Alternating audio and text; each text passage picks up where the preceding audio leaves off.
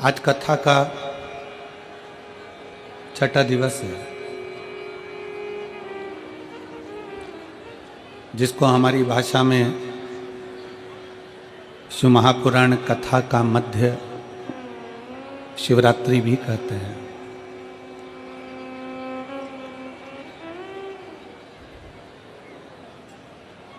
ये ऐसा कथा के मध्य में जो छठा दिन पड़ता है, 5 दिन की कथा में जो चतुर्थ दिन पड़ता है,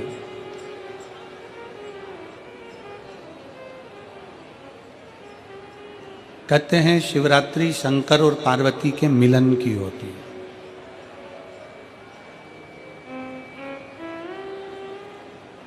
शिवरात्रि के दिन भगवान देवाधिदेव महादेव और माता पार्वती का मिलन हुआ।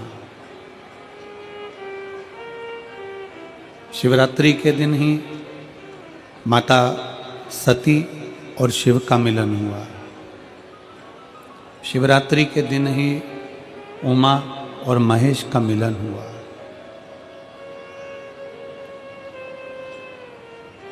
बारह महीने जो शिवरात्रि पड़ती है, उसमें भगवान शंकर और पार्वती का मिलन माना गया है। भगवान शंकर और पार्वती का मिलन बिंदु है, उसमें मिलन माना। पर जो शिव महापुराण की कथा होती है, कथा के मध्य में शिव महापुराण की कथा के अंतर्गत जो छठा दिन होता है, उसको जो शिवरात्रि कहते हैं, ये पार्वती और शंकर के मिलन की नहीं, ये महादेव और महादेव के भक्त की मिलन की होती है।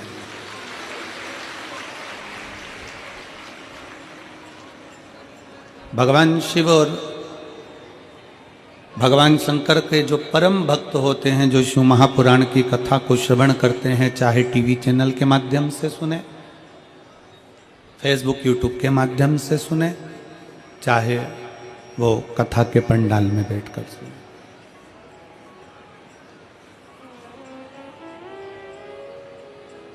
लाखों की संख्या में आप लोग पहुंचे हैं। पंडालों में जगह नहीं है, ग्राउंड में भी इतना बड़ा ग्राउंड है तो भी उस ग्राउंड में भी जगह नहीं है, लोग रोडों पर बैठे हुए हैं। और इस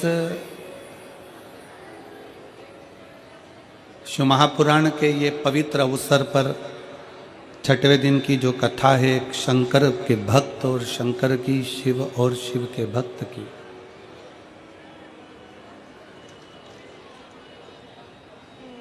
जैसे शिवरात्रि के दिन पार्वती और शंकर का मिलन होता है, उसी तरह ये 7 दिन की कथा में जो छठा दिन होता है, उस कथा का छठा दिन भक्त और भगवान का, शंकर और शंकर के भक्त का मिलन होता है। कहते हैं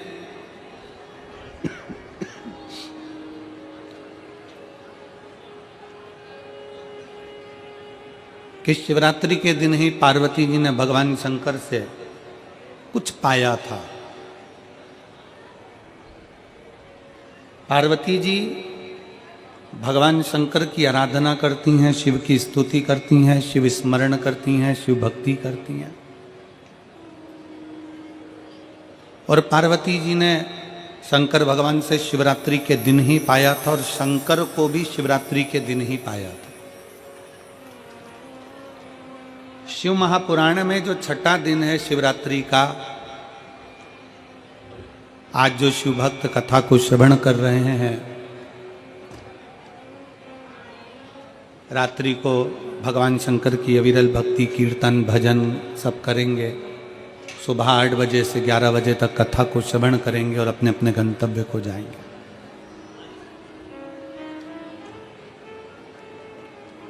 ये भगवान शंकर की एक अविरल भक्ति है। आपको मौका मिला है भगवान शंकर से अपने दिल की बात कहने का।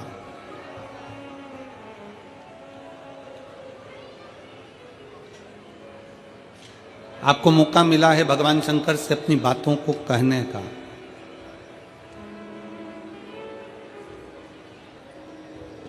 और कोई कहे कि गुरुजी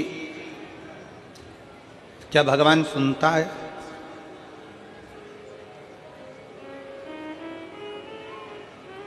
क्या भगवान श्रवण करता है? हमारा निवेदन है, एक बात अपने अंदर उतार कर रखिएगा। आप किसी को गाली दो,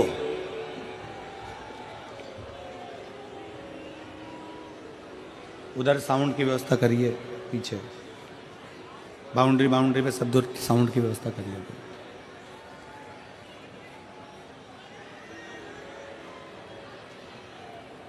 आप किसी को अपशब्द कहते हो, आप किसी को ताना देते हो, आप किसी को गाली देते हो, आप किसी को आड़ा टेढ़ा कहते हो। जिसको तुमने अपशब्द कहा, जिसको तुमने ताना दिया, जिसको तुमने गाली दी, वो सामने वाले व्यक्ति को तुम पर गुस्सा आया कि नहीं आया? जम के बोलो जरा, आया ना?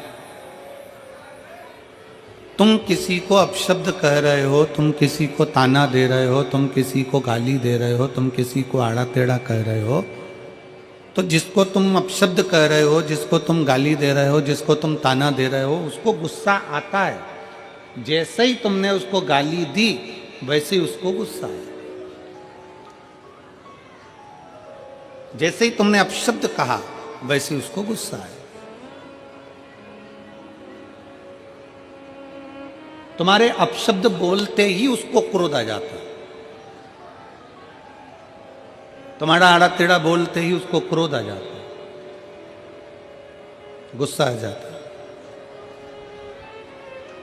अब जरा विचार करिएगा कि तुम्हारे आड़ा टेढ़ा बोलने पर सामने वाले को क्रोध आ जाता है, तुम्हारे अपशब्द बोलने पर सामने वाले को गुस्सा आ जाता है, तुम्हारे शब्दों से सामने वाले को गुस्सा आ जाता है। जब तुमने अपशब्द कहा तो सामने वाले को क्रोध आ गया, गुस्सा आ गया और वो क्रोधित हो गया। तो जरा विचार करिएगा कि जब हम कुछ बोलते हैं तो सामने वाले को क्रोध आता है, तो जब हम भगवान शंकर का नाम उच्चारण करेंगे, श्री शिवाय नमस्तुभ्यम बोलेंगे, पंचाक्षर मंत्र नमः शिवाय बोलेंगे, षडाक्षर मंत्र ओम नमः शिवाय बोलेंगे, गाली बकने पर, अपशब्द कहने पर सामने वाला जब हमको पलट कर देख सकता है, तो हमारे मंत्र के जाप से भी भोलेनाथ हमें पलट कर देख सकता है। भगवान शिव हमको पलट कर देख सकता है, भगवान हमको निहार सकता है। क्रोध क्यों ना है? आपके शब्द बोलने से सामने वाले को क्रोध आ जाता है कि तुम्हारे मुख से श्री शिवाय नमस्तुभ्यम बोलने से मेरा भोले बाबा भी आ जाता है, मेरा शिव भी आ जाता है। केवल दिखावे से नहीं, शंकर भगवान को दिल से जिसने पुकारा मेरा शंकर उसके सामने प्रकट हुआ, दिल से। और फिर निवेदन है मेरे शंकर को, तुम्हारे दिमाग लगाने की जरूरत नहीं है शिव महापुराण में। फिर निवेदन है जितने भी श्रोता भाई बहन कथा को सुनने के लिए आए हैं, वो अपना दिमाग यहाँ ना लगाएं, यहाँ दिल लगाएं। दिमाग लगाने के लिए घर है और दिल लगाने के लिए शिव महापुराण की कथा। अपने मन को लगाओ।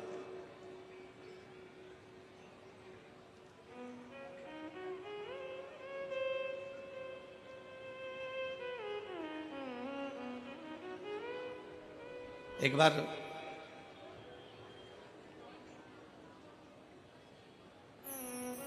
भृगु ऋषि के मन में एक भाव उत्पन्न हो गया कि तीनों देवताओं की परीक्षा ली जाए।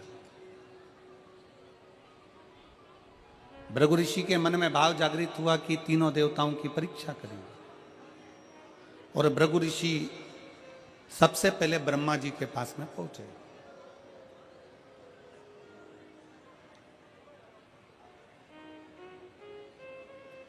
अब ब्रह्मा जी के पास में जब भृगु बाबा पहुंचे, ब्रह्मा जी के नजदीक में जब भृगु ऋषि पहुंचे, तो भृगु ऋषि ने ब्रह्मा जी को देखा और ब्रह्मा जी के बिल्कुल पास में जाकर भृगु ऋषि बैठ गए, बिल्कुल नजदीक में जाकर। शिव महापुराण की कथा कहती है, कोई अतिथि बैठा हुआ है, कोई बड़ा बैठा हुआ है, कोई बुजुर्ग बैठा हुआ है, कोई घर का वृद्ध बैठा हुआ है, कोई बयो बैठा हुआ है, तो कोई भी आए घर में, सबसे पहला ध्यान रखने वाला विषय है कोई बड़ा संत, कोई बड़ा सदगुरु, कोई घर का बुजुर्ग, कोई घर का वृद्ध सोफे पर बैठा है, कुर्सी पर बैठा है। सोफे पर अगर थोड़ी बहुत भी जगह है तो भी कोई अन्य व्यक्ति को उस संत के पास, उस गुरुजन के पास या घर के बुजुर्ग के पास एकदम बिना आज्ञा के नहीं बैठना चाहिए। आज्ञा दे दें, घर के दादाजी कह दें अपने पोते से बेटा यहाँ बैठ जा, बेटे से कह दे बेटा यहाँ बैठ जा, बहू से कह दे बहुरानी इधर बैठ जाओ, बहन से कह दे बहन इधर बैठ जाओ, दामाद से कह दे इधर बैठ जाओ, बेटी से कह दिया यहाँ बैठ जाओ, तो भले बैठ जाओ। पर बुजुर्ग बैठा है सोफे के ऊपर, कोई बड़ा संत बैठा है, कोई साधु जन बैठा है, कोई तपस्वी जन बैठा है, कोई सन्यासी, कोई साधक, कोई उपासक अपने सिंहासन पर बैठा हुआ है और उसके पास तुम बिना पूछे गए और उसके सोफे पर उसकी बाजू में बिल्कुल उसके नजदीक में जाकर बैठ गए, तो क्रोध आएगा कि नहीं आएगा? अब ब्रह्मा जी को थोड़ा सा क्रोध आ गया, ब्रह्मा जी को थोड़ा सा गुस्सा आ गया। हाँ, जमीन पर अगर कोई बैठा हुआ है, क्योंकि पृथ्वी निर्मलता का भाव देने वाली है, अगर उस पर कोई बैठा हुआ है और उसके पास में आप जाकर बैठ रहे हो तो कोई दिक्कत नहीं। पर कोई उच्च स्थान पर बैठा हुआ है और उसके साथ में तुम जाकर बैठ गए तो वो श्रेष्ठता नहीं। उसमें उसकी आज्ञा मांगो, ए भैया दादाजी आपका सोफा खाली है, मैं बैठ सकता हूं? दादाजी आपकी कुर्सी खाली है, क्या मैं बैठ सकता हूं? काका जी आपके सोफे पर बैठ सकता हूं? मौसी जी मैं आपके सोफे पर बैठ सकता हूं? मामा जी मैं आपके सोफे पर बैठ सकता हूं? चाचा जी मैं आपके सोफे पर बैठ सकता हूं? आज्ञा लीजिए बैठने के लिए।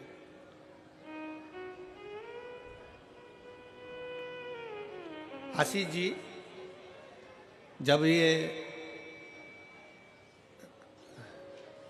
बहुत दूर दूर से लोग शिव महापुराण की कथा जब 7 दिन की सुनने के लिए आते हैं,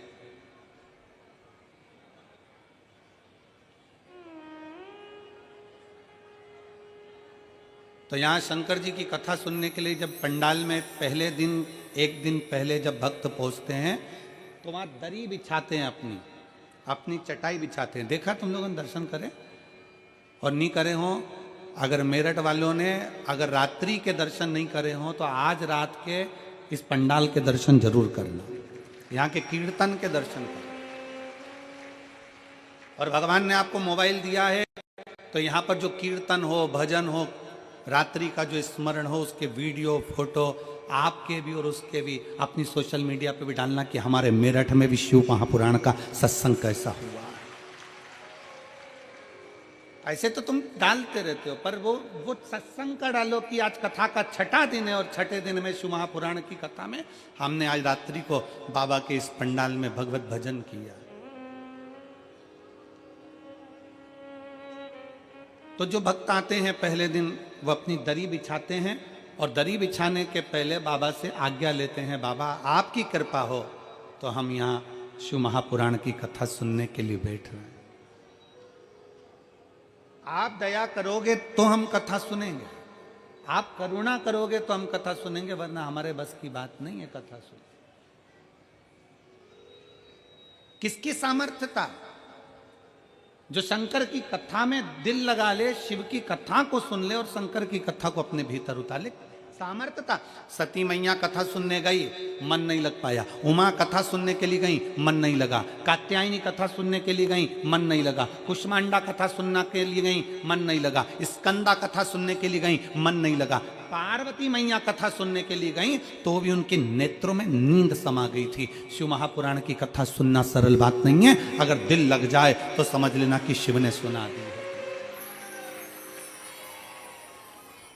भगवान शंकर ने सुना दी तुमको, ये मानकर चलना। अगर मन लग जाए, फिर निवेदन है, शिव महापुराण की कथा में जितनी देर बैठो, शंकर की कथा में जितनी देर बैठो, उतनी देर दिमाग मत लगाना कि मुझे ये करना है, मुझे वो करना है, मैं वहाँ बैठ जाता, मैं आगे बैठ जाता, मैं पीछे बैठ जाता, मुझे तो कुर्सी नहीं मिली, मुझे सोफा नहीं मिला, मैं कहाँ बैठा हूँ, मैं किस जगह पर बैठा हूँ।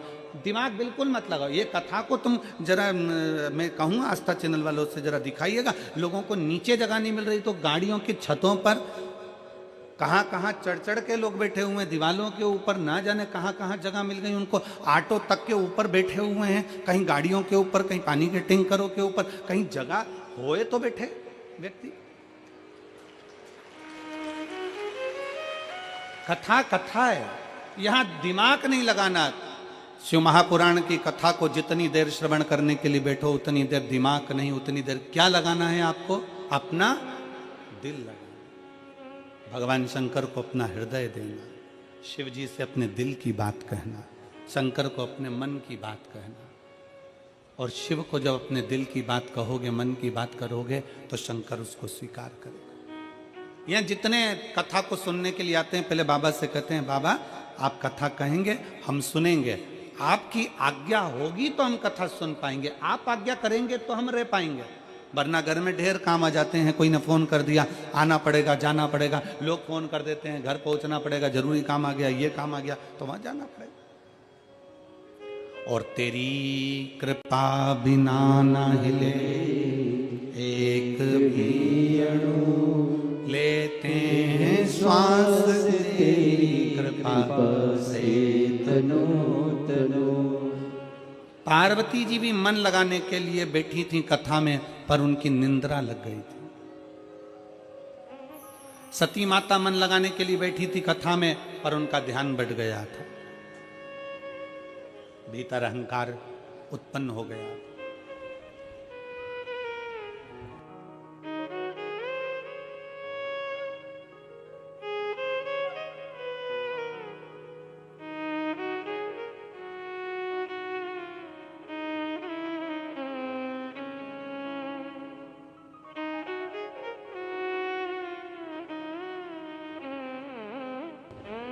तो ये तो शिव तत्व है।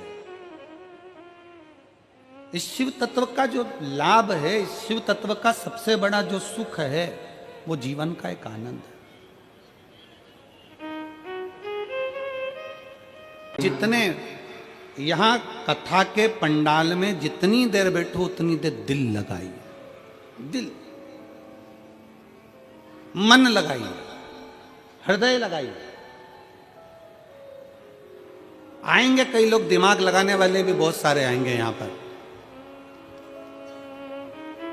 जब रुद्राक्ष उत्सव सीहोर में हुआ, तो रुद्राक्ष उत्सव में भी बहुत लोगों ने दिमाग लगाया, ऐसी ऐसी न्यूज़ें फैलाई कि ये मर गए ने, वो जी गए ने, इतनी भीड़ हो गई ने, धक्का हो गई ने, मुक्की हो गई। आखिरी में जब पूरी मीडिया पहुंची, सब कुछ देखा तो एकदम नॉर्मल था।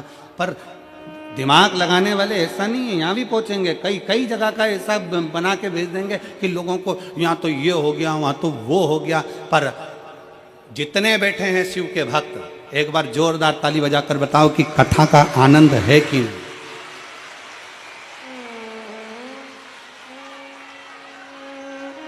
दोनों हाथ उठाकर एक बार हारा महादेव। अब यहाँ किसको, सब अपनी मस्ती में बैठे हैं, एक पंडाल, दो पंडाल, तीन पंडाल, पीछे के पंडाल, सब अपनी मस्ती में बैठे हैं। यहाँ कोई किसी को कोनी भी नहीं मार रहा, मार रहा जम के तो बोलो जरा। यहाँ कोनी, वो कहते हैं ना, ये तो प्रेम की बात है उद्धव, बंदगी तेरे बस की नहीं है। यहाँ तो दम दम में होती है पूजा, कोनी मारने की भी फुर्सत नहीं है। यहाँ कौन को फुर्सत है?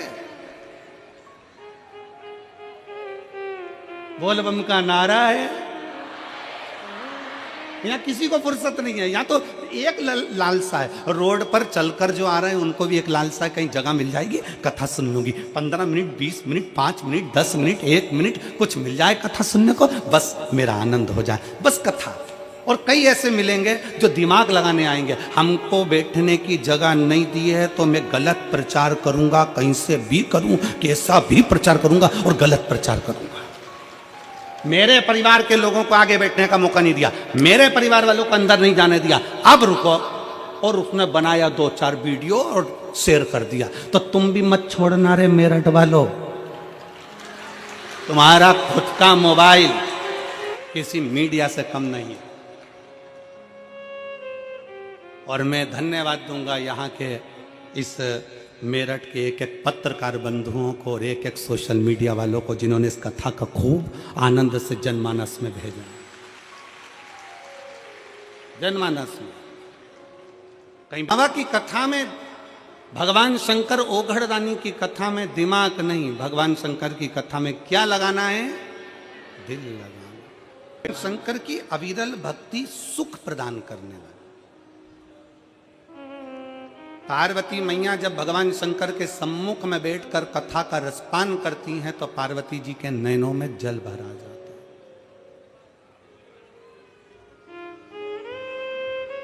पार्वती जी के नैनों में जल भरा जाता है, नेत्र में जल। पार्वती क्यों?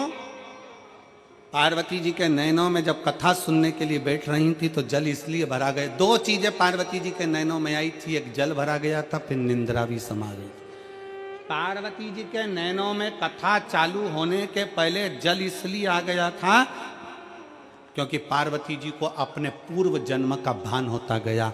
मैं सती बनी थी, कुंभज ऋषि के यहाँ कथा सुनने के लिए गई थी। कथा सुनने के लिए जब मैं कुंभज बाबा के यहाँ पहुंची तब उस जगह पर मेरा मन कथा में नहीं लगा था, मेरे भीतर अहंकार आ गया था और कथा मुझसे छूट गई थी। फिर पार्वती जी को उमा बनी और उमा बनकर भगवान महेश के साथ में कथा सुनने के लिए गई थी, तब मन नहीं लगा था कथा। फिर माता पार्वती कात्यायनी बनी, भगवान शंकर के साथ कथा सुनने के लिए गई। फिर माँ भगवान शंकर बगला मुख बने और पार्वती मैया बगला मुखी बनी। याद आया कि मैं कथा सुनने के लिए गई थी, नहीं सुन पाई। भगवान शंकर कमल बने और पार्वती मैया कमला बनी। पार्वती जी के स्मरण में आया मैं कमल के साथ में भगवान शंकर के साथ कथा सुनने के लिए गई थी, सुन नहीं पाई। शिव जी ध्रुमबान बने, पार्वती ध्रुमावती बनी। स्मरण में आया कि मैं कथा नहीं सुन पाई थी। जितने जितने शंकर भगवान के साथ में, शंकर भगवान महाकाल बने और पार्वती महाकाली बनी, तो पार्वती जी सोचती हैं कि मैं उस समय पर काली बनी तो भी कथा नहीं सुन पाई, तो भी कथा नहीं श्रवण कर पाई।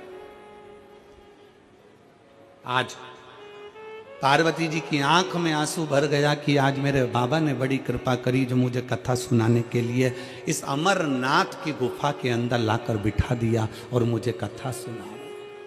अमरनाथ की गुफा। अरे ओ मेरठ की मेरी जीजियों और मेरठ के मेरे जीजाओं, मेरी बेटियों बेटाओं, मेरी माताओं, मेरे भाई, आप सब के चरणों को नमन कर कर कहता हूं, ना जाने कौन सी किस्मत आप और हमने ली है जो इस मेरठ की भूमि पर शिव पुराण की कथा सुन रहे हैं। जिस भूमि पर बेलकेश्वर महादेव विराजमान है, जिस भूमि पर ओगणनाथ विराजमान है, जिस भूमि पर मेरठ के चारों तरफ शंकर भगवान के प्राचीन प्राचीन मंदिर विराजमान हैं, और आज भी मेरठ की पवित्र भूमि शंकर के एक एक शिवलिंग से समाहित है। ये वो मेरठ की भूमि है, ये वो मेरठ की धरा है।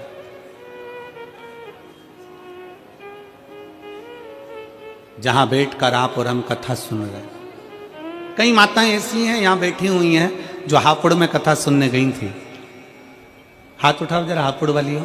ये देखो, इतनी सारी माताएं हापुड़ गई थी और हापुड़ में इन सब माताओं ने वहां बैठकर जरूर भगवान से कहा होगा कि मेरठ में भी शिव पुराण की कथा हो। आशीष जी, गोयल जी कहाँ गए? गोयल जी नहीं बैठे हैं, कहाँ दिख नहीं रहा है? बैठे नीचे हैं क्या? अच्छा, तो हम कहें यजमान परिवार दोनों से, गोयल जी और आशीष जी से, कि ये इनका पुण्य सामने आया है तो तुम जजमान बनकर शिव पुराण की कथा श्रवण कर रहे हो। ये पुण्यता है, ये आनंदता।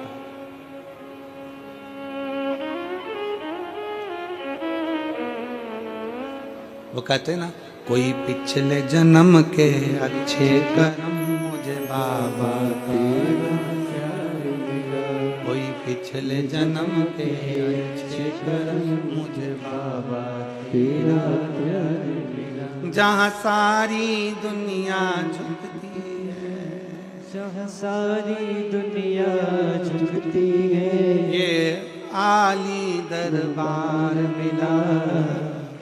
मुझे भोले तेरा द्वार मिला। कोई पिछले जन्म के अच्छे कर्म मुझे बाबा तेरा कोई पूर्व का लिखा होगा, कोई पूर्व का बना होगा, और पूर्व का बने बिगर मिल भी नहीं सकता।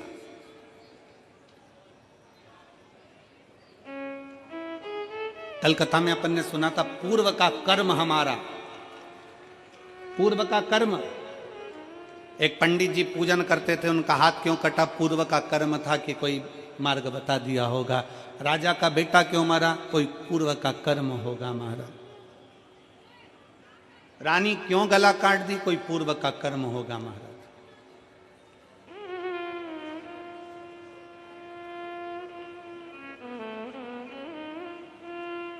और केवल आप और हम नहीं, शिव महापुराण की कथा कहती है कि पूर्व के कर्म का भोग तो परमात्मा को भी भोगना पड़ता है, परमात्मा को भी भोगना पड़ता है। शंकर भगवान ने सूर्यदेव के पुत्र यमराज के प्राण हर लिए थे, यम के प्राण हर लिए थे।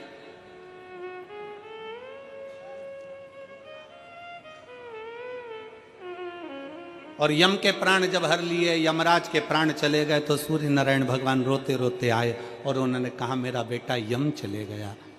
बोले बाबा हे शंकर जी, ओ गणदानी शंभु, हे शिव, मेरा बेटा चले गया। पत्रकार आ गए, आ जाओ आ जाओ।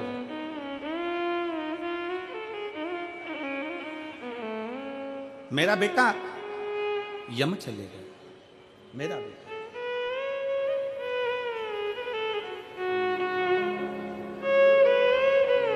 पार्वती मैया के मन में ये भाव इसलिए नयनों से जल बह रहा है माता पार्वती के नयन से कि मैंने इतने जन्म गंवा दिए और हर जन्म में मुझे कथा सुनने को मिली, पर मैं कथा सुनने जा नहीं पाई, मेरा दिल नहीं लगा पाया। कितने जन्म मैंने निकाल दिए और हर जन्म में मैंने कथा सुनने का प्रयास किया, पर कथा श्रवण नहीं कर पाया।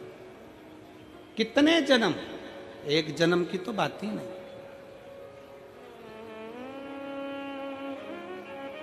कितने कितने जन्म निकाल दिए मां ने, कितने जन्म।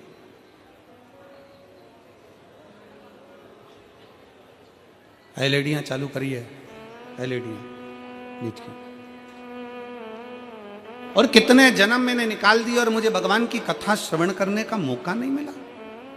पर आज माता पार्वती जी जब बैठी अमरनाथ की गुफा में, और अमरनाथ की गुफा में बैठकर माता पार्वती जी ने जैसे ही कथा को श्रवण करना प्रारंभ करा, मन लगा माता पार्वती जी का कथा में, चित्त लगा माता पार्वती जी का कथा में। पर कुछ देर बाद माता पार्वती के नयनों में निंद्रा समा गई।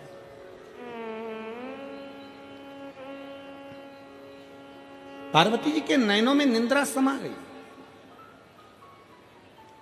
और पार्वती जी के नैनों में जैसी निंद्रा समाई तो भगवान शंकर ने, आखिरी में भगवान शंकर ने दोनों हाथ उठाकर जैसे ही जय घोष करा, बोल शिव महापुराण की। जैसे ही जय घोष करा, जय घोष करते से ही पार्वती जी के नेत्र की निंद्रा खुल गई। फिर पार्वती जी को दुख हो गया, माता पार्वती जी के चित्तवृत्ति में फिर दुख हो गया कि मैं कथा के चलते चलते अपने नैनों को बंद कर कर मैंने विश्राम कर लिया, सो लिया। पर कौन समझाए, कौन समझाए कि मिलता है सच्चा सुख केवल भगवान तुम्हारे चरणों में। कौन समझाए कि दुनिया का सबसे बड़ा सुख दुनिया का सबसे बड़ा आनंद, दुनिया का सबसे बड़ा रस तत्व भगवान भोलेनाथ जी के चरणारविंद में जिस दिन बैठते हैं उस दिन सुख का अनुभव होता है। उस दिन सुख का अनुभव कौन समझा? क्योंकि वो क्षमा करने वाला है, वो माफ करने वाला है, वो दुनिया पर कृपा करने वाला है। उसके आश्रित हो जाओ, उसके आश्रित। एक पत्र है,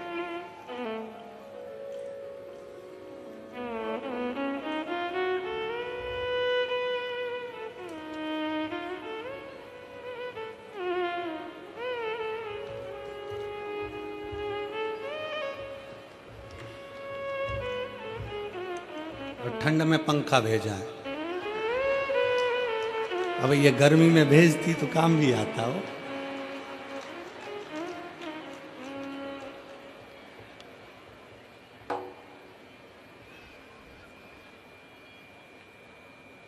अब पहले पत्र के ऊपर की लाइन पढ़ो, फिर मेरे को पढ़ के सुनाओ, फिर मैं तुमको पत्र पढ़ के सुनाऊंगा।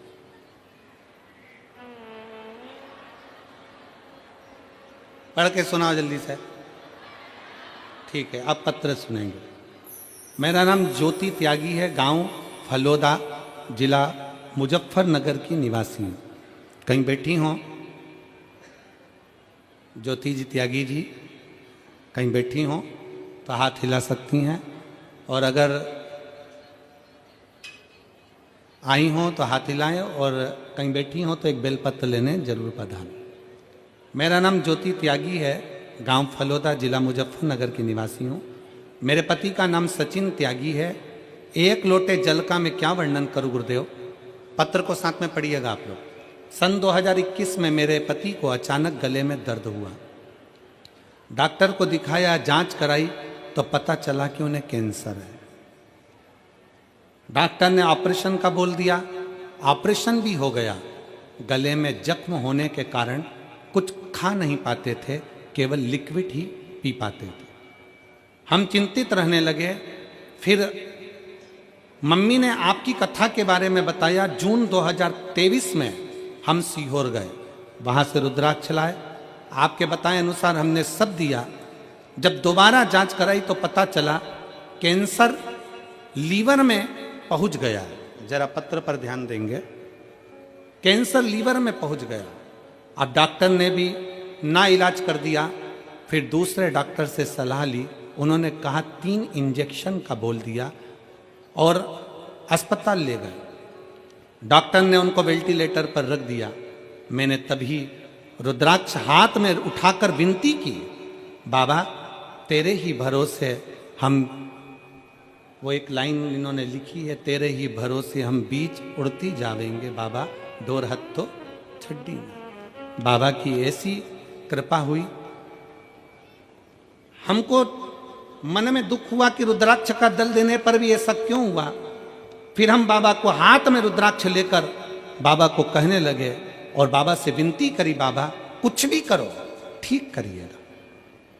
पंडाल में हापुड़ की कथा में पहुंच गए और हापुड़ की कथा के पंडाल में बैठकर कथा सुनी। और आज मैं छाती ठोक कर कहती हूँ, पंडाल में बैठकर जो मांगा जाता है बाबा सुनता है। आज मेरा पति का कैंसर मुक्त हुआ है। आज मेरे पति का कैंसर मुक्त हो गया। मैं यहाँ बाबा को दिल से धन्यवाद देने के लिए इस कथा के पंडाल में पहुंची हूँ। नाम है ज्योति त्यागी, गांव फलोदा, जिला मुजफ्फरनगर की निवासी हूँ। पंखा भी है। एक शिव पर करा गया भरोसा, एक शंकर पर करा गया विश्वास। एक शिव पर करी गई दृढ़ता। क्या देगा, कैसे देगा, कब देगा पता नहीं, पर इतना विश्वास तो है, इतना भरोसे से कर सकते हैं कि खाली ना जाता कोई दर से तुम्हारे, खाली न जाता कोई दर से तुम्हारे, मैं भी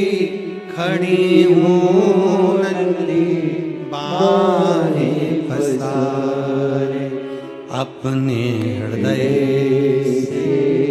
लगा लो गिरा जा रहा उठा लो भोले अपने दर से अब तो न टालो गिरी जा रही हो उठा लो। आप बाबा से अपने मन की बात कहने के लिए आए हो, इस कथा के पंडाल में लाखों की संख्या में पहुंचे हो और विश्वास से कहते हैं कि बाबा 3 महीने के अंदर जो मांग कर जा रहे हो वो देगा जरूर। हम जानते हैं जगह नहीं है पंडाल में, ग्राउंड में कहीं जगह नहीं है, सब भरा पड़ा है, जगह नहीं है, पर विश्वास, भरोसा, दृढ़ता, आपका भरोसा।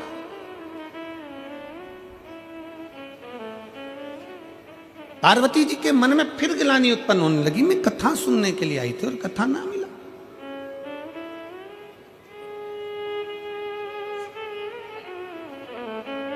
मैं सो गई, निंद्रा लग गई,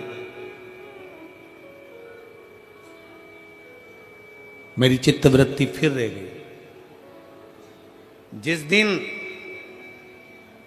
7 दिन में से अगर 1 दिन की विष्णु महापुराण की कथा पंडाल में अगर आपको सुनने को मिल जाए, समझ लेना कि कहीं शंकर जी ने तुम्हारा हाथ पकड़कर तुम्हें खींचने की तैयारी कर ली,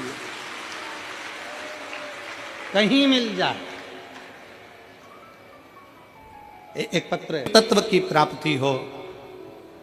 शिव महापुराण की कथा कहती है जितना विश्वास आप बाबा देवादिदेव महादेव पर करेंगे, भगवान शंकर को 1 लोटा जल समर्पित कर कर भगवान शंकर से अपने मन की बात कहेंगे, मेरा ओघड़नाथ, मेरा शिव, मेरा त्रिकालदर्शी, कैलाशी, विनाशी, उसको स्वीकार करें।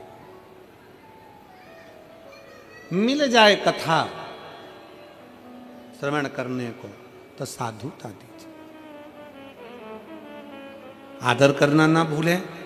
भृगु बाबा ब्रह्मा जी के पास में जाकर बैठ गए, एकदम नजदीक में जाकर भृगु ऋषि के बिल्कुल, भृगु ऋषि ब्रह्मा जी के बिल्कुल करीब में जाकर बैठे।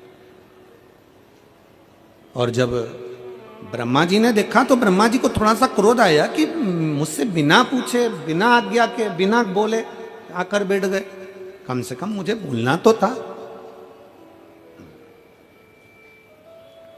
मुझसे पूछना तो था।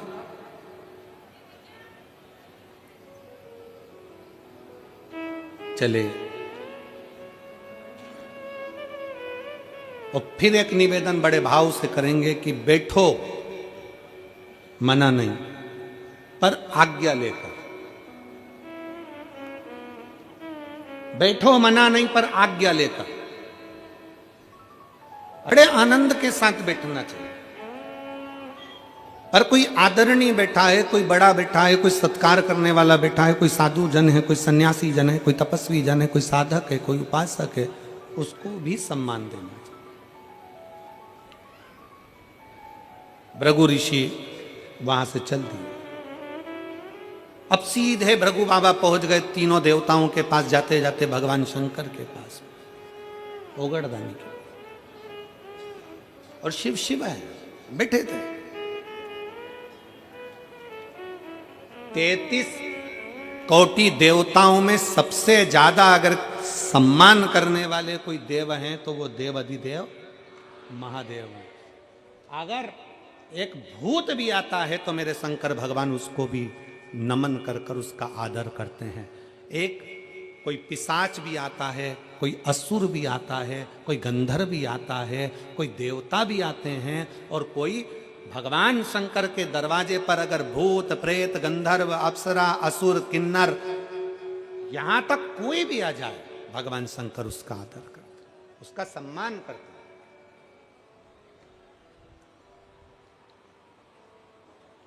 कौन होगा संसार में जो किसी किन्नर के लिए देवताओं से युद्ध कर ले? किसी किन्नर के लिए जब भगवान शंकर अपना अर्धनारीश्वर स्वरूप का दर्शन दिए, ब्रह्मा जी से कहा गया कि तुम सृष्टि को आगे बढ़ाओ, तो ब्रह्मा जी भगवान शंकर के अर्धनारीश्वर स्वरूप को जान नहीं पाए थे। शंकर भगवान ने कहा था कि आधे पुरुष आधे स्त्री बनाना, 4 पुरुष बनाओ तो 4 स्त्री बनाओ, 5 पुरुष बनाओ तो 5 स्त्री बनाओ, 10 पुरुष बनाओ तो 10 स्त्री बनाओ। ब्रह्मा जी इस बात को जान नहीं पाए थे और ब्रह्मा जी अर्धनारीश्वर स्वरूप का दर्शन देखकर समझ गए कि आधा आधा बनाना है, तो उन्होंने एक ही व्यक्ति को आधा पुरुष आधा स्त्री बना दिया था, तो वो किन्नर उत्पन्न हो गए। और जब किन्नर उत्पन्न हुए, पूरी पृथ्वी पर किन्नर ही किन्नर दिखने लगे, तब भगवान नारायण भगवान शंकर जी के साथ आ रहे थे और नारायण ब्रह्मा जी की बनाई सृष्टि को देखकर हंस दिए और हंसते से ही बोले, गजब कर दिया ब्रह्मा जी, तुमने पूरी सृष्टि में किन्नर ही किन्नर कर दिया। जैसे ही भगवान नारायण हंसे, हंसते से ही भगवान शंकर को क्रोध आ गया कि सृष्टि ब्रह्मा जी ने बनाई है और आप उस पर हंस रहे। हे नारायण, भगवान विष्णु, तुम ब्रह्मा जी की बनाई हुई सृष्टि पर हंसे हो, इसलिए तुम्हें भी एक बार पृथ्वी पर जाकर किन्नर बनना पड़ेगा। भगवान नारायण को भी भगवान शंकर ने कह दिया था कि तुम्हें पृथ्वी पर जाकर किन्नर बनना पड़ेगा, तुम्हें पृथ्वी पर जाकर किन्नर बनना पड़ेगा। और शिव महापुराण की कथा कहती है,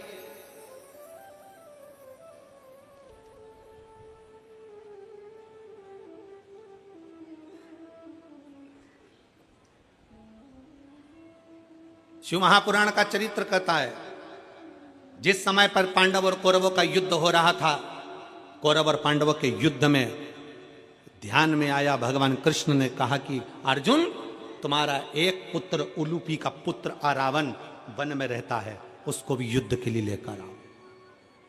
अर्जुन उसको युद्ध के लिए लेकर आ गए,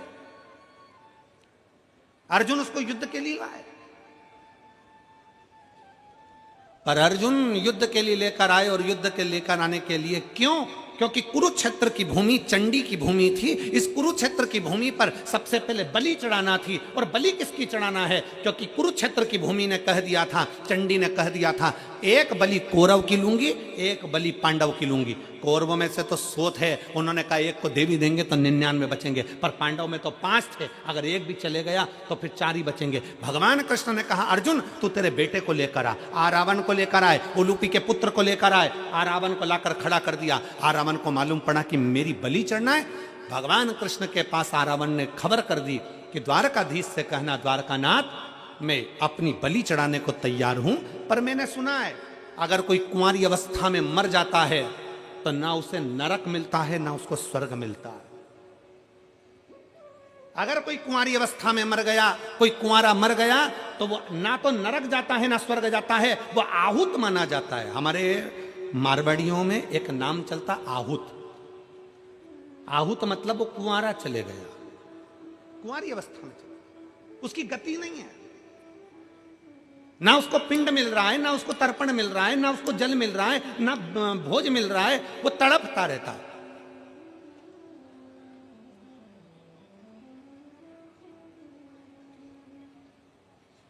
उस रावण ने कहा, अगर मैं कुंवारी अवस्था में मर गया तो मुझे गति नहीं होगी।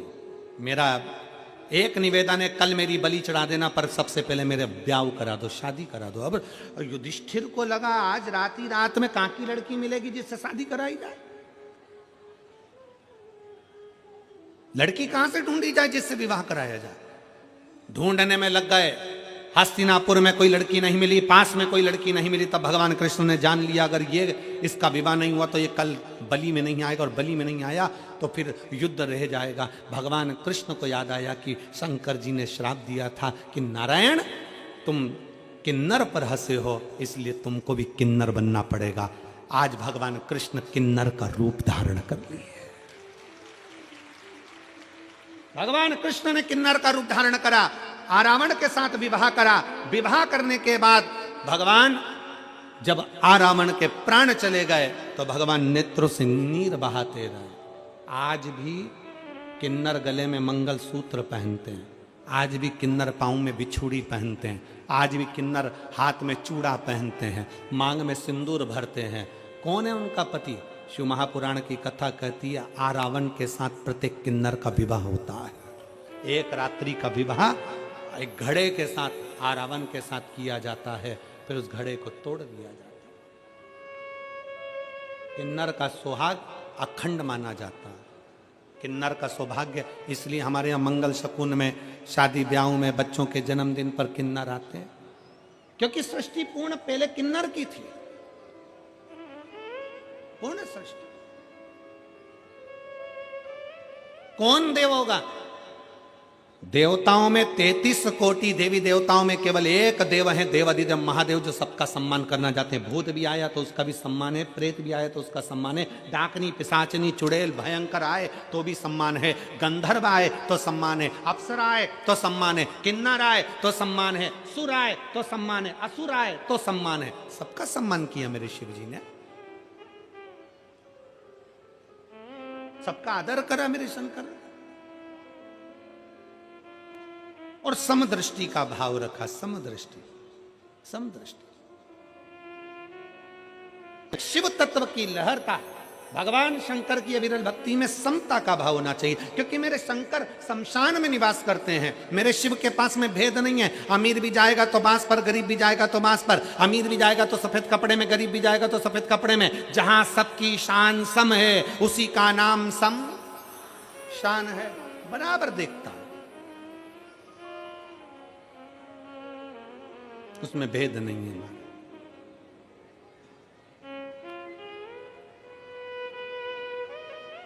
भृगु बाबा आए, शंकर भगवान के सामने भृगु ऋषि आ गए, और जैसे ही आए भगवान शंकर अपने सिंहासन छोड़ दिए, भगवान शंकर अपने स्थान से उठकर खड़े हो गए, और भगवान शंकर स्थान से खड़े होकर भृगु ऋषि के हाथ जोड़कर कहते, आओ भृगु बाबा, आइए, आपका स्वागत है। और जैसे ही भृगु ऋषि पास में आने लगे, शंकर भगवान दोनों हाथ फैलाकर भृगु ऋषि को गले लगाने लगे, भृगु ऋषि को गले।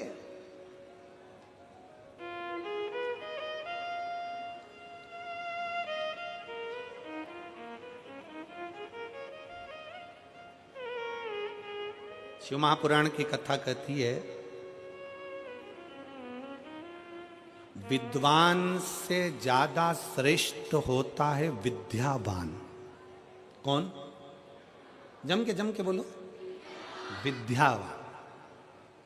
तुमने डिग्रियां ले ली, कुर्सी ले ली, पद ले लिया, खूब बड़े विद्वान बन गए, और तुम्हारे अंदर अगर नम्रता नहीं है तो तुम्हारी डिग्रियां वो शून्य के बराबर है, तुम्हारी डिग्रियां शून्य के बराबर है।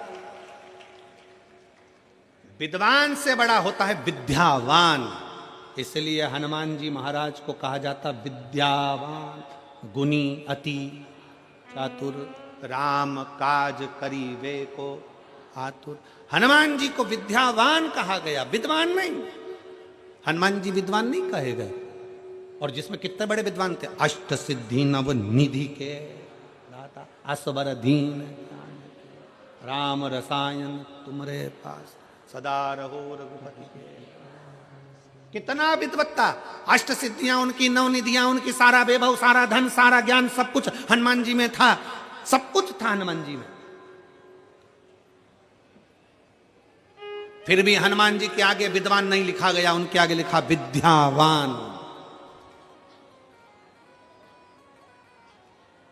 एलईडी वालों उनसे निवेदन है, एलईडी का ध्यान दीजिए थोड़ा। मेरा माताओं से निवेदन है, अगर एलईडी नहीं चल रही है तो सावधानी से कथा सुनिए। हो सकता है भीड़ के कारण बस पिन वगैरह निकल जाती है, तो हो सकता है। विद्वान और विद्यावान दोनों में, दोनों में। शिव पुराण कह रही है, भगवान शंकर की कथा कर रही है, शंकर जी का पावन चरित्र कह रहा है, भगवान शिव का पवित्र चरित्र कह रहा है, शिव महापुराण की कथा कर रहे। अगर भगवान ने आपको अच्छा पद दिया है, आपको अच्छी कुर्सी दी है, आपको अच्छी प्रतिष्ठा दी है, आपको अच्छी सत्ता दी है, आप बहुत पढ़े लिखे हो, बहुत विद्वान हो, तो निवेदन है उस विद्वान के साथ में तुम विद्यावान भी बनो। अगर कोई आए, कोई साधारण भी आए ना तो उसको झुक कर प्रणाम करना प्रारंभ करो। ये विद्यावान की निशानी है, विद्यावान की निशानी। क्यों कहा हनुमान जी को विद्यावान, क्यों कहा? केवल एक कारण से कहा था, जब हनुमान जी पहली बार ब्राह्मण का रूप रखकर राम जी जब वन में आए थे, सीता जी को खोजते खोजते किष्किंधा के पास पहुंचे थे, तब हनुमान जी महाराज ब्राह्मण का संत का रूप रखकर राम जी के सामने हाथ जोड़कर प्रणाम कर रहे थे। दुनिया के लोगों ने कहा कि ब्राह्मण होकर छत्री के हाथ जोड़ता है। अरे समझने वाला विषय है, हनुमान जी सामने छत्री के हाथ नहीं, हनुमान जी अंदर बैठे राम जी के हाथ जोड़ रहे थे, सामने खड़े हुए राम को भीतर के राम से मिला रहे थे। ये वही राम है जो मेरे दिल में बसता है। लोगों को लगा प्रणाम कर रहा है, पर वो यहाँ के राम को वहां के राम से मिलाने का प्रयास कर रहे थे। इसी को कहते विद्यावान गुणी अति चातुर, इसी को कहते विद्यावान गुणी। इसको विद्वत्ता कहते, इसको श्रेष्ठता कहते। और फिर निवेदनेषु महापुराण की कथा कहती है, भगवान शंकर का चरित्र कथा है, शिव तत्व कहता है कि विद्वान और विद्यावान दोनों में बहुत अंतर है। निवेदन है फिर कि हमें विद्वान नहीं, हमें विद्यावान बनना है। और विद्यावान का सबसे बड़ा लक्षण होता है कि उसके भीतर की नम्रता, विद्यावान का सबसे बड़ा लक्षण होता है उसके भीतर की कोमलता, विद्यावान का सबसे बड़ा लक्षण होता है उसके भीतर की श्रेष्ठता, विद्यावान का सबसे बड़ा लक्षण होता है कि वो सम्मुख में जो आया हुआ है उसको प्रणाम करना, उसको नमन करना, उसको गले से लगाना, उसको हृदय से लगाना, उसको श्रेष्ठता से लगाना। हर हर शंकर भगवान सब कुछ वही कर रहे हैं। भृगु ऋषि आए सामने, शंकर भगवान ने बाहें फैला ली, बाहें। और देव शंकर को सबसे ज्यादा क्या देव, क्या भगवान शिव की कथा कर रहे। भृगु ऋषि भगवान शंकर के सामने जाकर खड़े हो गए, बाबा ने अपनी दोनों भुजाएं फैलाई। बाबा अपनी दोनों बाहें फैलाते। ब्रह्मा जी ने बाहें नहीं फैलाई। और अभी आप आगे कथा सुनेंगे, भगवान विष्णु ने भी बाहें नहीं फैलाई। बाहें किसने फैलाई? जम के बोलो जरा, देव अधिदेव बाप है।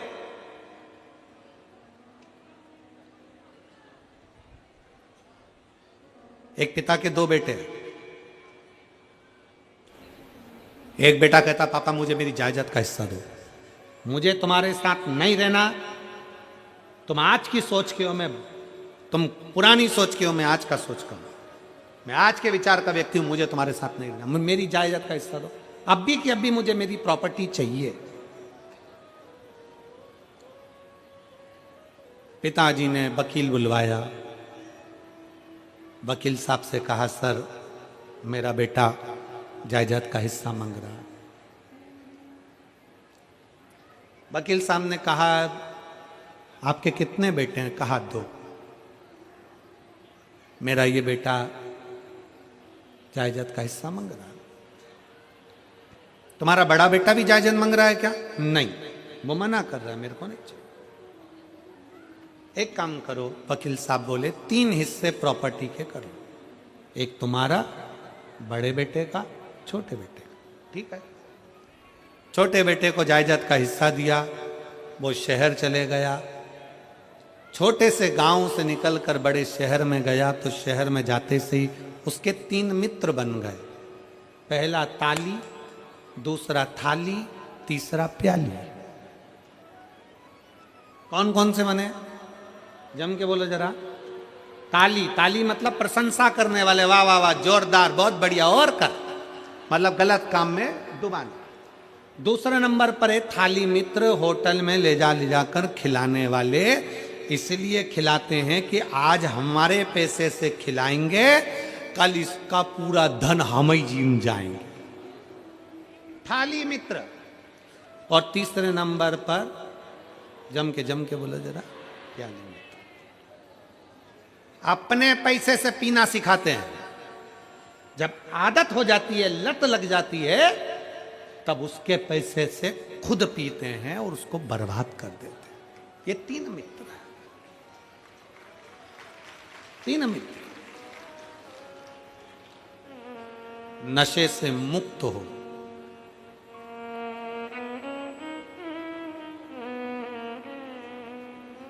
किसके लिए? शराब का नशा छोड़ दो, गांजे का नशा छोड़ दो, चिलम का नशा छोड़ दो, जो व्यर्थ के नशे हैं उसको छोड़ दो, तंबाकू गुटखा पाउच छोड़ दो। किसके लिए? सियोर वाले महाराज के लिए नहीं, भगवान के लिए भी नहीं, तुम्हारे जो छोटे छोटे घर में बेटा बेटी है ना, उनको अपने पापा का मुंह देखना है, उनके लिए। घर में जो छोटे छोटे बच्चे हैं ना, आप जब ड्रिंक कर कर आते हो ना, आप जब गलत काम कर कर आते हो ना, तो बच्चे का चेहरा उतर जाता है, मम्मी से चिपक जाता है। पापा ऐसा क्यों कर रहे हैं? पापा ऐसा क्यों कर रहे हैं? बच्चा मम्मी से चिपकता है, दादा से दादी से चिपकता है, पापा ऐसा क्यों कर रहे हैं? अपने बच्चों के लिए, जो तुम्हारे हैं, प्रिय हैं, उनके लिए।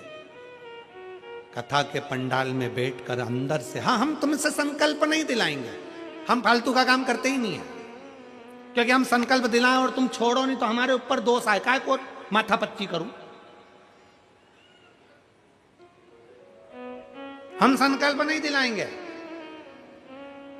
आपको अगर अपने बच्चों को अपना मुख दिखाना है और बच्चों की जवानी और बच्चों का विवाह और बच्चों की जिंदगी अच्छी देखना है, तो आज कथा के पंडाल में भीतर एक विश्वास पैदा कर लो कि नशा नहीं करूंगा, शंकर का चढ़ा जल पीऊंगा। नशा नहीं करूंगा, शिव का चढ़ा जल पीऊंगा, उसका फल मिलेगा मुझे। क्यों नहीं मिलेगा? एक तेरी करुणा से प्राप्त हुआ है मुझे।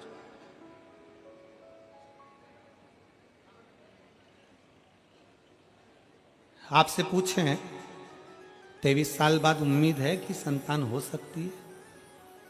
मेरी जीजियां विचार कर कर बताना, हो सकता है ऐसा? नहीं। पर विधि लिखना विधाता का काम है और विधि को पलट देना महादेव का काम। विधि को पलट देना महादेव का काम। वो विधान पलट दे तो समझो शिव है। कोई बाबा नहीं, कोई जोगी नहीं, कोई तपस्वी, कोई साधक, कोई उपासक नहीं। और दुनिया में संसार कलिकाल में कोई ऐसा पैदा नहीं हुआ कि तुम्हारे विधि के विधान को पलट दे। पलटेगा तो एक लोटा जल तुम्हारे विधान को पलट सकता है, तुम्हारा विश्वास तुम्हारे विधान को पलट सकता है। ढोंग में मत पड़ना, प्रपंच में मत पड़ना, दिखावे में मत पड़ना, कहीं इधर उधर फालतू के चक्कर में मत पड़ना कि कोई तुम्हारी किस्मत पलट देगा। ना ना, किस्मत तो तुम्हारे हाथ से चढ़ा हुआ एक लोटा जल ही पलटे। सारी समस्या का हल, दोनों हाथ उठाकर, सारी समस्या का हल एक लोटा शिव को समर्पित करो। शंकर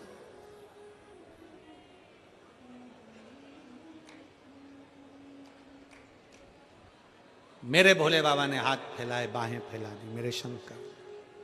मेरे शंकर ने जैसे बाहें फैलाई, भृगु ऋषि पास में आए। शिव महापुराण की कथा कहती है, जैसे एक पिता बेटा कह रहा है मुझे अपनी जायदाद देना है। 3 मित्र बन गए, ताली, थाली और प्याली। 3 मित्र बने और पूरे पंडाल में बैठे हुए लाखों शिव भक्तों से निवेदन है, अपने भीतर शिव के चरणारविंद की प्रीति को बढ़ाओ, विश्वास बढ़ाओ। अपने अंदर, हमारे कहने से तुम नशा नहीं छोड़ोगे हम जानते हैं, पर अपने भीतर से नशे को त्यागने की आदत बनाओ, अपने भीतर से। और जब अपने भीतर से नशे को त्यागने की आदत बनाओगे तो निश्चित है कि नशा छूटेगा, जो छूट जाएगा। प्रीत बाबा से जोड़ो, शंकर से जोड़ो, उसकी भक्ति से जोड़ो। और शंभु शरणे पड़ी मांगू घड़ी रे घड़ी दुख काटो दया करीने दर्शन आपो शंभु शरणे पड़ी मांगू घड़ी रे घड़ी दुख काटो दया करीने दर्शन आपो। बेटे के 3 मित्र बन गए। तीनों ने उसका पूरा धन, पूरी प्रॉपर्टी जो बेच कर गया था, पूरा की पूरा पैसा ताली थाली और प्याली के मित्रों ने बर्बाद कर दिया। कंगाल हो गया। 3 साल में रोड पर आ गया। रोड पर कितना साल लगा? जम के बोलो जरा। 3 साल में रोड पर आ गया। और फिर निवेदन शिव महापुराण के माध्यम से, दुकान रोड पर है, अच्छी है, चलेगी।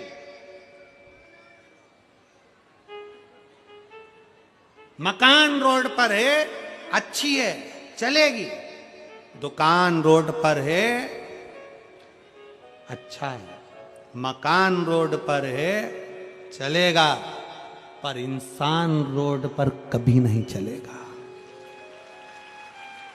मनुष्य रोड पर आकर खड़ा हो जाए, उसके पास ना घर है, ना दुकान है, ना जमीन है, ना जायदाद है, एकदम सब कुछ बर्बाद हो जाए, रोड पे आ जाए, किसको अच्छा लगेगा? किसकी श्रेष्ठता?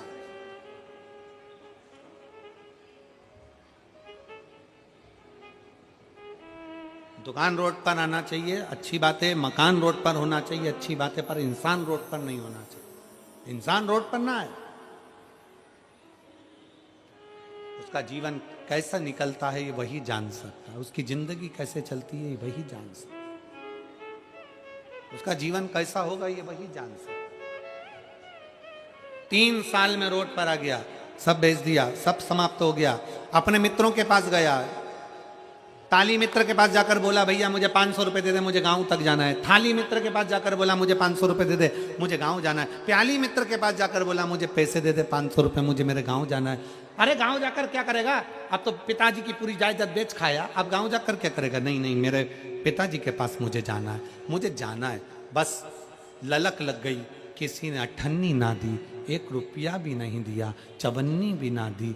और आखिरी में वो बेटा पैदल पैदल पैदल पैदल अपने गांव को चला गया। गांव पर गया तो पिताजी खेत पर काम कर रहे थे। और पिताजी खेत पर काम कर रहे, काम करते हुए पिताजी ने जो देखा कि मेरा बेटा आया है, पिताजी खड़े होकर बाहें फैला लिए।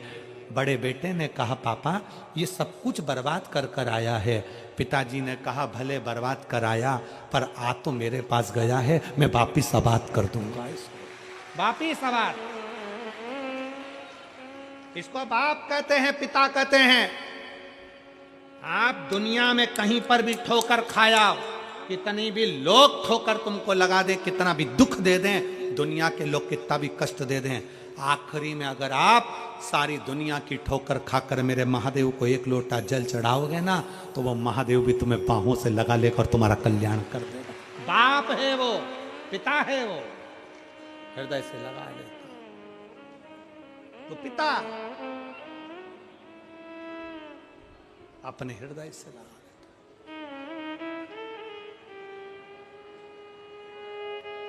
क्यों ना लगाए? महाराज, हम उसके पुत्र हैं, हम उसकी संतान हैं, हम उसकी बेटियां हैं। फिर निवेदन करूंगा मैं यहां पर बैठी हुई मेरी जीजियों से, मेरे जीजाओं से, बेटाओं से, बेटियों से, माताओं से, भाइयों से, कि प्रयास करना, शंकर जी के मंदिर में जब 1 लोटा जल चढ़ाने के लिए जाओ तो ये विश्वास लेकर जाना कि हम अपना मन की बात, हम अपने हृदय की बात अपने महादेव को अपने दिल से कहने के लिए जा रहे हैं। जैसे एक मायके में अपनी बेटी अपने बाप से कहने के लिए जाती है।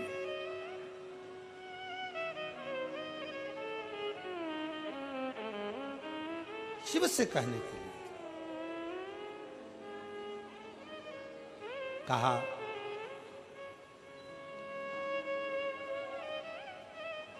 भगवान शंकर की कथा जब तुम दिल से कहोगे, बाबा को दिल से प्रार्थना करोगे, दिल से निवेदन करोगे, क्यों ना सुनेगा?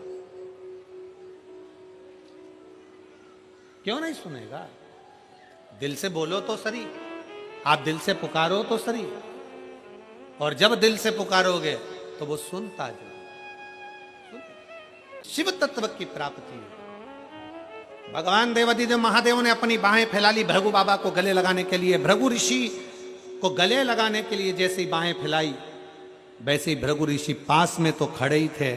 भगवान शंकर बाहें फैलाते हैं, और जैसे ही बाहें फैलाते हैं तो भृगु ऋषि, शंकर भगवान जब पास में आने लगे उनको गले लगाने के लिए, तो भृगु ऋषि ने उनको रोक दिया। भृगु ऋषि ने रोक दिया।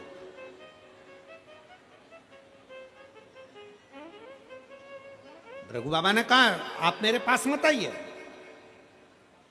आप मेरे नजदीक में ना आइए। पार्वती जी देखकर स्तुब्ध हो गई, मां जगत जननी देखकर स्तुब्ध।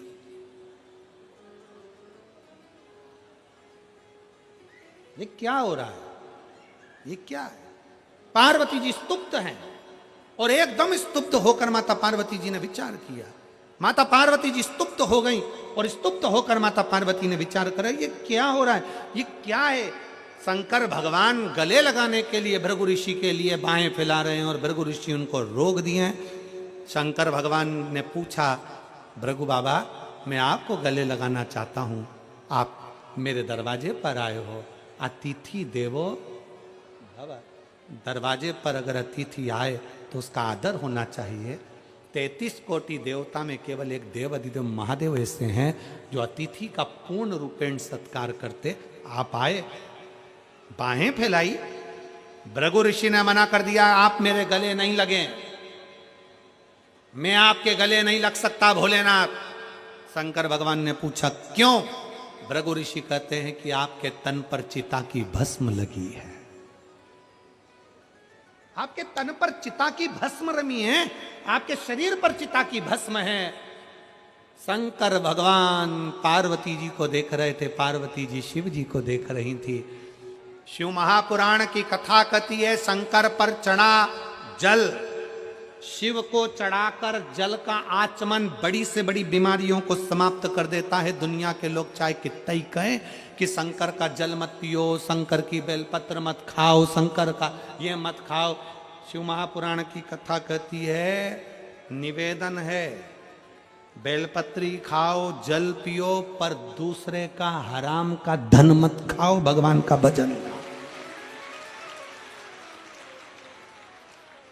कई लोग कहते हैं हम प्याज नहीं खाते, वो कहता हम लहसुन नहीं खाते, वो कहता हम ये नहीं खाते, और दूसरे का माल मिल जाए तो डकार जाते। दूसरे का धन मिल गया डकार गए, दूसरे का पैसा मिल गया डकार गए, किसी का पड़ा हुआ मोबाइल मिल गया डकार गए। शिव महापुराण की कथा कहती है, ऐसा ढोंग का जिंदगी मत जियो, ढोंग की जिंदगी से अच्छा है ढंग की जिंदगी जियो तो शिव मिल जाएगा। ढोंग की जिंदगी शंकर को प्रियता नहीं है, शंकर की प्रियता ढंग की जिंदगी है, अच्छी जीवन को जीने का प्रयास।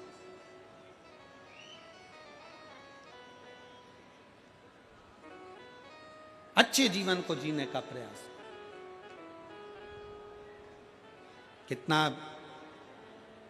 कितने कितने रुपए लगाकर आप लोग यहां पहुंचे हो?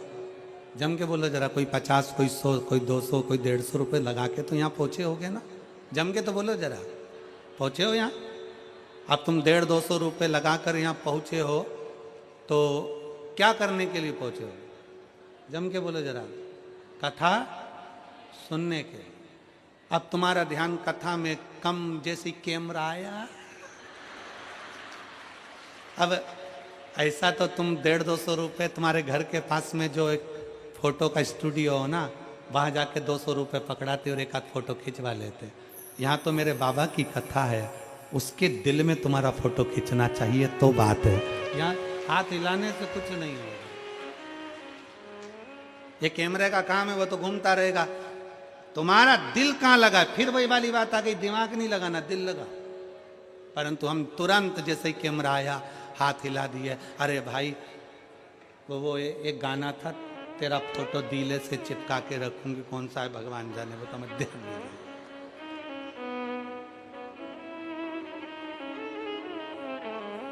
उसके हृदय से लग शिव तत्व की प्राप्ति, दिल से आयो। 150 रुपए खर्च कर कर आए हो, इसलिए बहुत सावधानी। तुम्हारे 50 रुपए खर्च हुए हैं ना, तो हमको ध्यान रखना पड़ता है कि तुम दिल तो लगा लो बाबा से।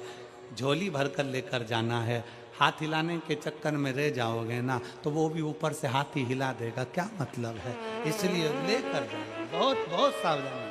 बहुत दूर दूर से आयो, बड़ी मुश्किल से, और कितनी लाखों की भीड़ में आयो, तुम लोग सावधानी से कथा सुनो, दिल से सुनो। हर हर महा बोल बम का नारा है, सारी समस्या का हल एक लोटा जल। दिल से सुनो। जैसे ये माला वाला भैया आता है ना, ये फिरोजाबाद का है। आप लोगों, कई लोगों को तो मालूम है, फिरोजाबाद का है माला वाला, फूल माला वाला। छोटी सी गुमठी थी, काम नहीं चलता था।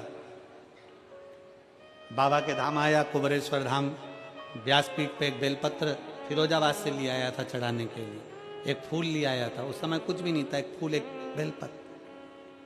बाबा से विनय कर कर गया कि एक व्यासपीठ पे चढ़ा रहा हूं, ऐसी कृपा करना कि मेरा व्यापार सब दूर फैले। तो मैं जहां जहां कथा होगी प्रत्येक व्यासपीठ पर जाऊंगा। और आज 4 साल 5 साल हो गए लगातार हर कथा की व्यासपीठ पर वो माला लेकर पहुंचता। बाबा ने ऐसा हाथ पकड़ा कि दिल्ली में भी काम चल गया, फिरोजाबाद में भी चल गया, आगरा में भी चल गया, ग्वालियर में भी चल गया। आज जगह जगह उसका काम इतना चल गया कि बाबा हाथ पकड़ लिया। दिल से सुनो, दिल से प्रार्थना करो, दिल से विनय करो।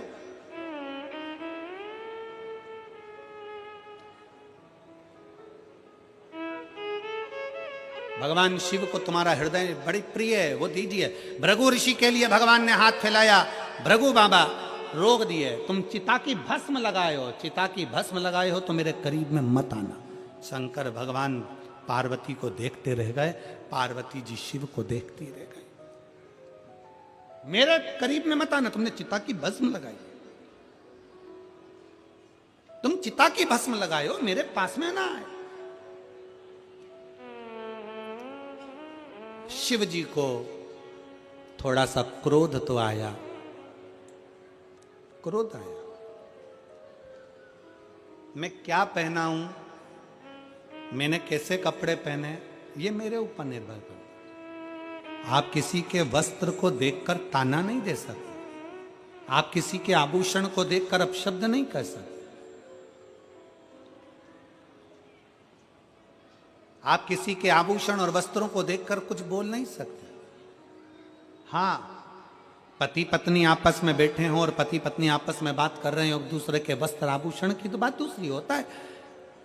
एक पत्नी ने नई नई साड़ी पहनी, बड़ी सुंदर साड़ी पहनी, और पति के पास आकर खड़ी हो गई। सुंदर सी साड़ी पहनकर पति से पूछा मैं कैसी लग रही हूं। पति अपने ऑफिस जा रहा था, कुछ बोला नहीं।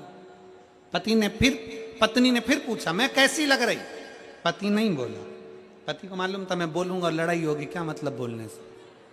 पत्नी ने फिर पूछा मैं कैसी लग रही, पति ने कहा तू ऐसी लग रही जैसे हरी घास में भैंस चल रही। अब तुझे पूछने की जरूरत क्या थी उससे, क्यों पूछे। शिव महापुराण की कथा कर रही है, पति पत्नी आपस में हास्य व्यंग करें, मना नहीं। पति पत्नी आपस में हसमुख रहें, मना नहीं। पर शिव महापुराण की कथा कहती है कि कोई पर को, कोई किसी दूसरे को, साधु हो, सन्यासी हो, व्यक्ति हो, गृहस्थी हो, कोई साधारण सा, कोई बेटी हो, कोई बेटा हो, कोई अन्य व्यक्ति हो, किसी पर आप कमेंट्स नहीं कर सकते, आप किसी को अपशब्द नहीं कह सकते, आप किसी को ताना नहीं दे सकते, किसी के परिधान पर, किसी के वस्त्र पर, किसी के आभूषण पर।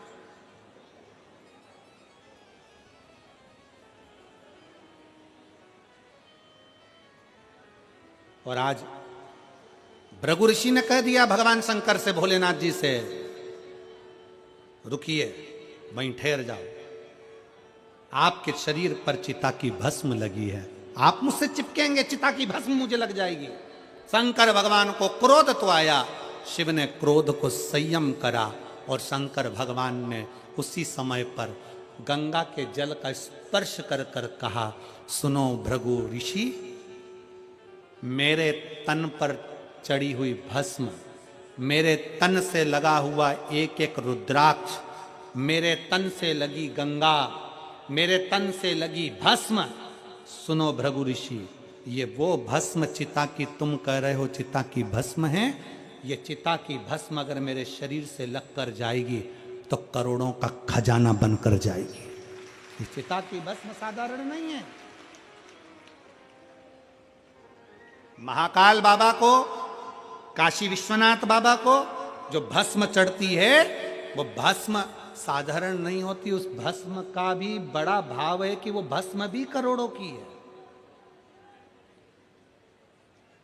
वो गंगा का जल जो भगवान शंकर के शरीर से बहकर निकलता है, वो गंगा का जल साधारण नहीं है। अंतिम क्षण में दुनिया के लोग कुछ नहीं ढूंढते, केवल गंगा का जल ही ढूंढते हैं, केवल गंगा का।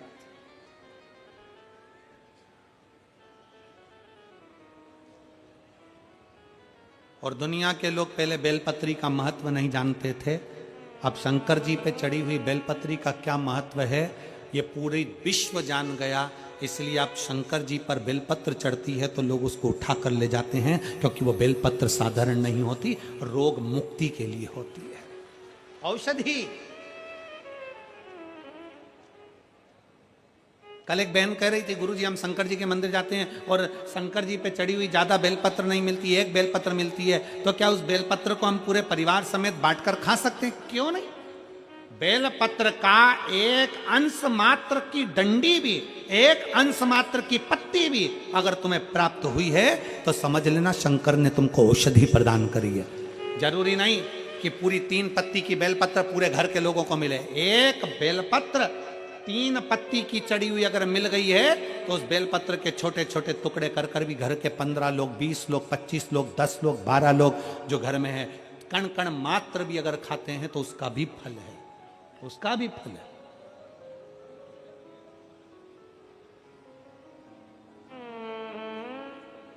शिव कथा कह रहे हैं, बाबा ने कह दिया मेरे तन पर चढ़ी हुई एक एक सामग्री करोड़ों की है, विभव की। भृगु ऋषि अब चल दिए भगवान विष्णु के यहाँ, नारायण के यहाँ पर पहुंचे। जैसे ही पहुंचे तो लक्ष्मी जी के ध्यान में तो था कि ब्रह्मा जी के पास में बैठकर आए हैं, भगवान शंकर का अपमान कर कर आए हैं भृगु ऋषि, और अब नारायण के पास आए हैं। लक्ष्मी जी चरण दबाने में लगी थी। भृगु ऋषि आए, लक्ष्मी ने हाथ जोड़कर उनको प्रणाम किया, बाबा आइए बैठिए, प्रभु सो रहे हैं, मैं जगाती हूं। इतनी देर तो होना ही थी और भृगु ऋषि सैया पर चढ़कर भगवान नारायण की छाती पर एक लात मार दी, चरण का प्रहार कर दिया।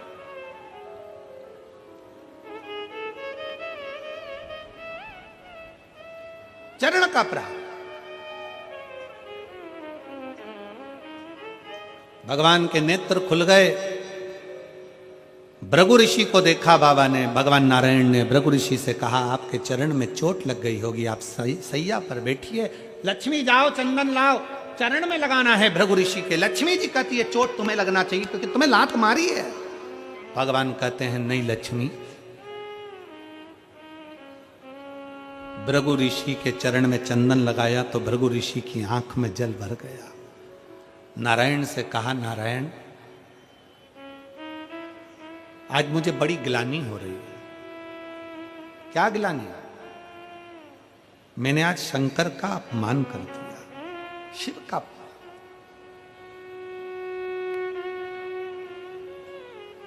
अब मैं शिव के सामने कैसे जाऊंगा? भगवान नारायण कहते हैं कि शंकर भगवान व्यक्ति के अवगुण कभी नहीं देखते, शंकर भगवान तो व्यक्ति के गुण देखते हैं।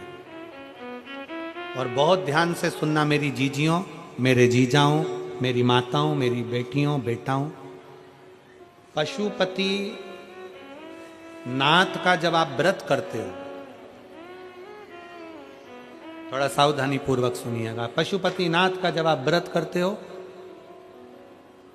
किसी कामना के लिए, 5 सोमवार का व्रत होता है, पूजा की थाली सुबह लेकर जाते हो, अभिषेक का सामान लेकर जाते हो, शंकर जी के मंदिर में अभिषेक पूजन करते हो।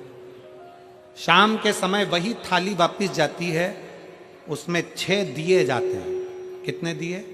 6। प्रसाद जाता है, हिस्से होकर नहीं, एक साथ जाता है। 6 ही दिए भगवान शंकर के सामने जमीन पर रखे जाते हैं। 5 दिए प्रज्वलित करे जाते हैं। प्रसाद के 3 हिस्से करे जाते हैं, तीनों हिस्से सामने रख दिए जाते हैं। बाबा की पूजन अर्चना होती है। उसमें से जो बिना जला हुआ दिया है वो दिया वापस थाली में रखा जाता है। प्रसाद का एक हिस्सा थाली में रखा जाता है, बाकी का बाबा से प्रार्थना कर कर वहीं छोड़ा जाता है। बाबा आज मेरा पहला पशुपति व्रत है। कड़ैया में, भगोनी में तुमने जो प्रसाद बनाया है, जितना प्रसाद बनाया वो पूरा की पूरा मंदिर में जाना चाहिए। ऐसा नहीं कि उसमें से आधा घर पे छोड़ दिया, बच्चों के काम आ जाएगा, आधे में से आप लेकर जा रहे हो। अगर आधा छोड़ देते हो तो प्रसाद का तो 2 हिस्सा तो वहीं हो गया, तो वो स्वीकार नहीं होता। जितना, इसलिए उतना ही बनाओ जितना मंदिर में लेकर जाना है। कटोरी 2 कटोरी जितना आपको ले जाना उतना बनाओ। ज्यादा बन भी गया है तो पूरा लेकर जाओ, घर छोड़ना नहीं प्रसाद को।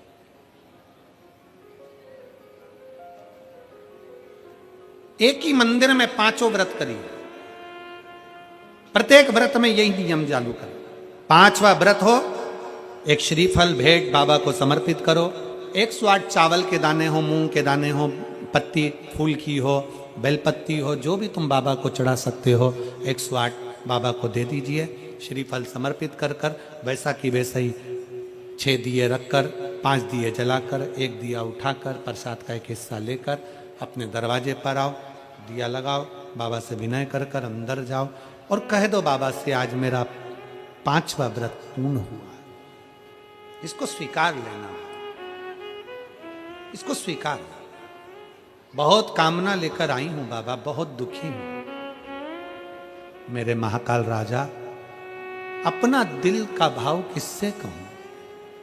ए मेरे ओघड़नाथ, अपने मन की बात में किससे कहूं? मेरे भोलेनाथ, आपसे विनय है, मेरे दुखों को काट देना। मेरा अगला जो समय आए, नूतन जो वर्ष आए, वो मेरी जिंदगी में बहुत खुशियां लेकर आए। मेरे महाकाल राजा, बहुत खुशियां लेकर। बाबा को प्रार्थना मिलेगा।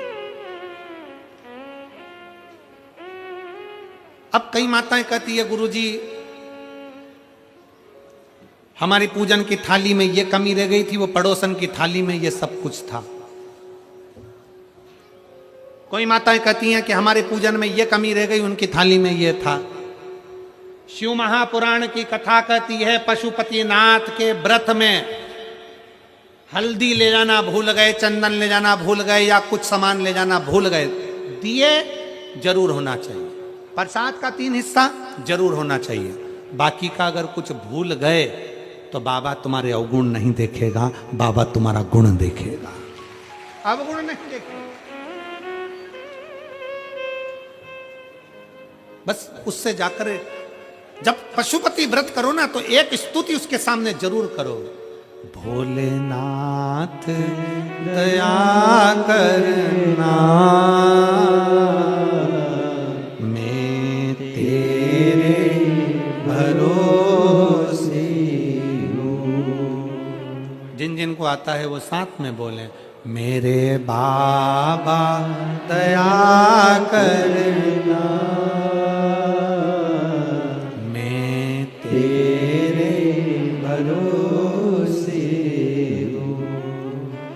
ना घर के भरोसे हूँ, ना परिवार के भरोसे हूँ,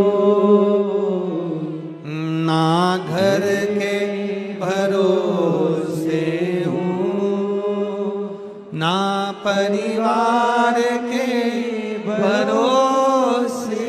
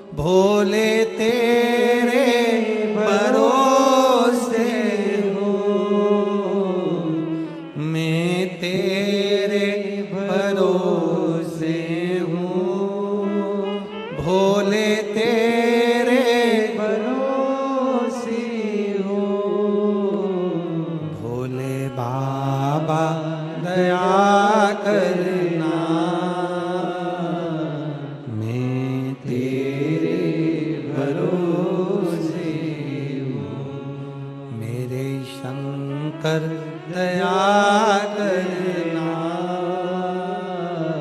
मैं तेरे भरोसे। उससे प्रार्थना जरूर करो। हम उसके आश्रित हैं, हम उसके सहारे।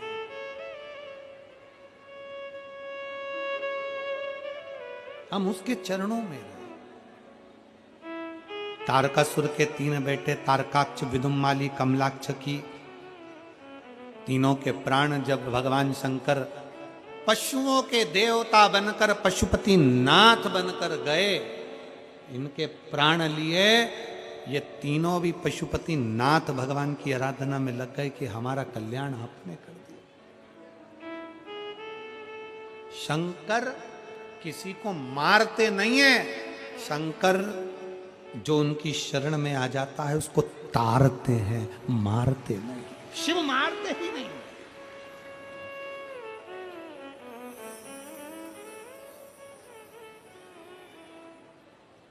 शिव मारता नहीं है, शिव तारता है। शंकर तारते हैं। आप अगर शंकर भगवान के मंदिर में जा रहे हो एक लोटा जल चढ़ाने के लिए, आपका दुख है, आपके जीवन में तकलीफ है, आपके जीवन में कष्ट है, आपके जीवन में बीमारियां हैं, ये इतने इतने पत्रों में एक लीवर का, कोई कैंसर का, कोई पत्र, ये सारे लगा कर रखे हैं लोगों ने। इतने इतने पत्र आप लोग भेजे हुए हो, हम सारे पत्र पढ़े तो बात, कोई नौकरी लग गई किसी की, किसी का कुछ हो गया, किसी का, तो ये सब कुछ जो आपने भेजा है, ये आपका विश्वास भेजा है। कथा में क्यों आए हो, किस लिए आए हो, कथा में क्यों पहुंचे? मैं मेरे बाबा से अपने मन की बात कहूंगी, दिल से प्रार्थना करूंगी, दिल से। भृगु बाबा चले गए, पर लक्ष्मी जी को क्रोध आ गया कि शिव का अपमान कर कर आए हो। भृगु ऋषि, मैं श्राप देती हूं, ब्राह्मण शंकर का अपमान करे हो, नारायण की छाती पर लात मारे हो, तुम्हारे घर में लक्ष्मी टिकेगी नहीं, स्थिर नहीं होगी। भृगु ऋषि ने विचार करा, अब करूं तो करूं क्या? लक्ष्मी जी ने श्राप दिया है, लक्ष्मी टिकेगी नहीं। नारायण से कहा, मुझे एक वर चाहिए। क्या? लक्ष्मी मेरी बेटी बनकर जन्म ले, लक्ष्मी मेरी बेटी बनकर जन्म ले, मुझे ये वर चाहिए। नारायण कहते हैं, ये लक्ष्मी ही आज्ञा देगी तो हो सकता। तब लक्ष्मी जी ने कहा, ठीक है। भृगु ऋषि जी की धर्म पत्नी माता ख्याति के गर्भ से लक्ष्मी का प्रागट्य हुआ।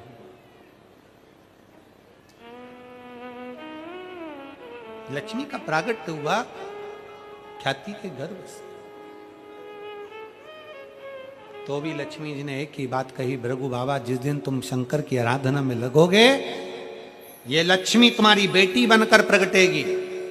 जितने शिव भक्त यहाँ कथा को श्रवण कर रहे हैं, आस्था चैनल फेसबुक पर सुन रहे हैं, उनसे निवेदन है, एक लोटा जल चढ़ाना चालू करो, शंकर के मंदिर में जाना चालू करो, लक्ष्मी तुम्हारी बेटी के रूप में तुम्हारे घर में प्रवेश कर जाएगी।